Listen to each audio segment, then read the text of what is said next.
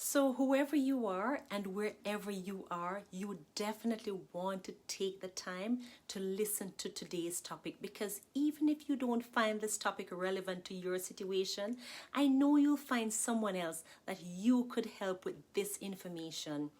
You know, there are persons who may use credit for any and everything, and there might be others that never use credit.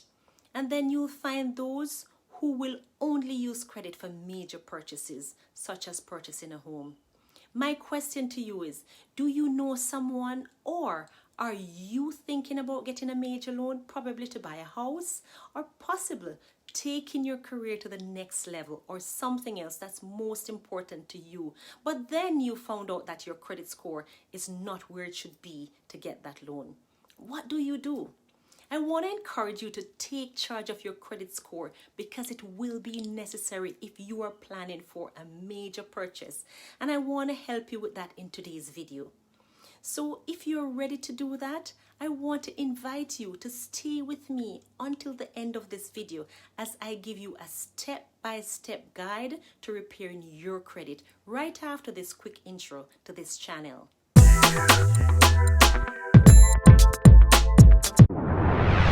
I want to start out by saying that I truly believe that when we choose to use credit, we should use credit wisely and sparingly, because if we don't, then we start feeling like we're working just to pay off debts, and it's a struggle to build wealth. Listen to what Proverbs 22 verse 6 says. The rich ruleth over the poor, and the borrower is the servant to the lender. And we want to reach that place where we are generous givers, and we also want to move from being borrowers to being lenders. And Deuteronomy 15 verse 6 says, for the Lord your God will bless you just as he promised you. You shall lend to many nations, but you shall not borrow. You shall reign over many nations, but they shall not reign over you. And I believe that when you use credit properly, it can provide convenience and peace of mind in certain situations. And if you're planning a major purchase and you need a loan, but you have bad credit, the good news is that you can repair your credit and you can raise your credit score. So you may not need to hire a company to fix your credit, especially if you are already way behind in paying your monthly expenses. With discipline and perseverance, you can actually do this on your own. Don't get me wrong, nothing is wrong with getting professional help. But if you can't afford the service fee, what are you going to do? Are you going to just give up without hope? No. I want to encourage you to take charge and really work on repairing your credit score. But remember, repairing your credit score is a process that takes time. So don't get discouraged if things don't turn around right away. Keep at it, because in the end, it will be worth it. All right, so before we do anything, let's get into understanding your credit score. There are a number of specific things that affect your overall credit score. And if you don't pay attention to all of them, you can unknowingly hurt your score. Your credit score will range between 300 to 850, and that represents how likely you are to pay back money you have borrowed. And there are 5 factors that determine your score. So I'm going to list them in order of importance. First, your payment history. Paying bills on time is really important for your overall credit score. Secondly, credit usage, and this is how much of your available credit you've used. A low credit utilization rate is better for your credit score. Next is your credit mix. And typically it's better to have experience with different types of credit than with just a single category. The other thing that affects your overall credit score is the age of the accounts. Generally speaking, the longer you've had credit, the higher your score. And of course, the last on your list is credit applications. So when someone examines your credit record to determine whether to give you credit, it's called a hard inquiry. And if you have too many hard inquiries, that can lower your score. So you want to limit the amount of credit applications you do. If you are new to this channel, my name is Genese Smith, And I'm a Christian, and I'm also a registered nurse and a transformational life coach. And I'm all about sharing what I have learned from my own life experiences, as well as share all that I'm learning now and empower others in different areas of their life, no matter what situation they might be facing. So as we continue, it's also important that you understand the different types of consumer credit available to you. And I won't get into details about them in this video. I'll just list them so that you have an idea. So there are 4 types of credit. You have revolving credit, such as credit cards. You have charge cards. There's service credit, such as utilities, cell phone bills. There's installment credit, such as loans. So there are 4 types. Now, what are the steps to repairing your credit? Step 1, you want to examine your credit report. Your credit report contains everything that affects your credit score, including all the things pulling your score down. The first step in repairing your credit is to know exactly what's on your credit report. And you can get a free yearly copy of your credit report from annualcreditreport.com.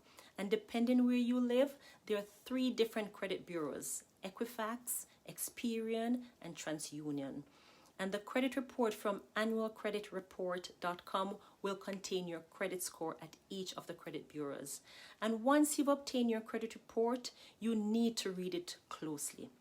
On the report, you should see personal information, credit information, public record data, and hard credit inquiries. And as you read your report, I want you to pay close attention to a few things that I will mention. And you're going to approach each of the situations differently. So you want to pay close attention and use different colored highlighters or pens to flag each type of scenario. So you want to look for errors and past due accounts and also current credit accounts. When you're reading your credit report for the first time, it can be very overwhelming. And if you're feeling like this, remember, you're only going to be taking one step at a time. So for now, just focus on highlighting all the important information. Step 2, dispute errors. So if you think that any information on the credit report is incorrect or incomplete, you have the right to dispute it. And credit disputes can be made online, by phone, or through the mail. And you should receive instruction about how to file a dispute when you order your credit report. Errors on your credit report happen for 4 different reasons. It could be creditor mistake or a collection agency error. It could very well be stolen identity. And the last thing might be an existing account compromised. So if you believe your identity was stolen, it's critical that you take immediate action. The longer you wait, the more fraudulent activity can take place on your account.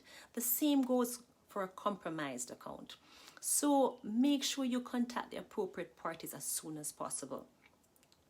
If there are errors on your report, not fraud, there are a number of ways you can dispute them. Filing online is the quickest and easiest way to do it. The problem is, however, that you don't have any evidence or a paper trail regarding your dispute. And this is also the case when you file by phone. So filing by mail, which people refer to as a snail mail, has a few distinct advantages. So you should also consider expressing it, because here are some of the advantages.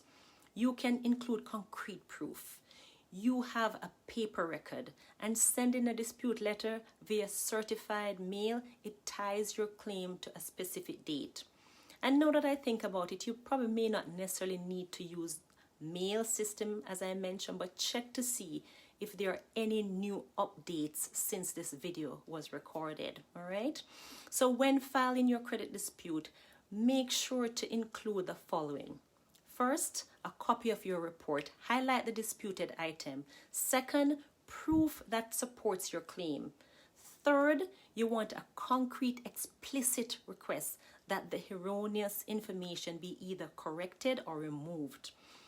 After your dispute, one of 2 things will happen.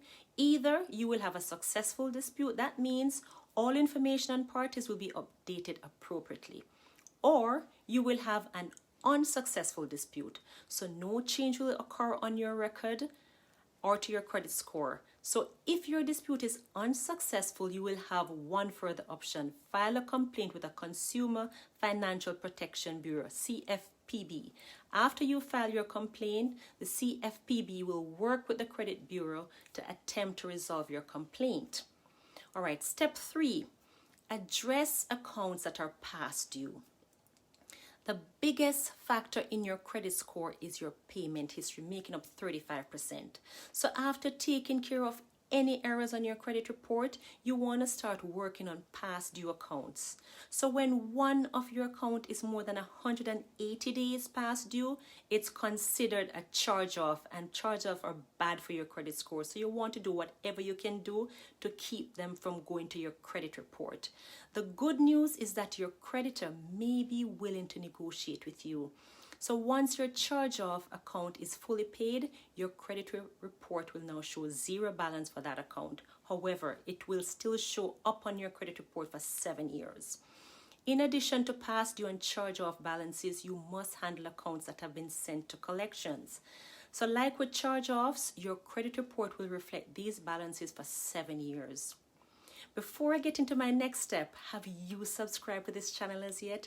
Make sure to hit that red subscribe button and turn on your notification bell so that you can be the first to be notified of any new upload. All right, so step 4, bring down high balances. After your payment history, your credit utilization is the second highest factor in your overall credit score, about 30% of the total.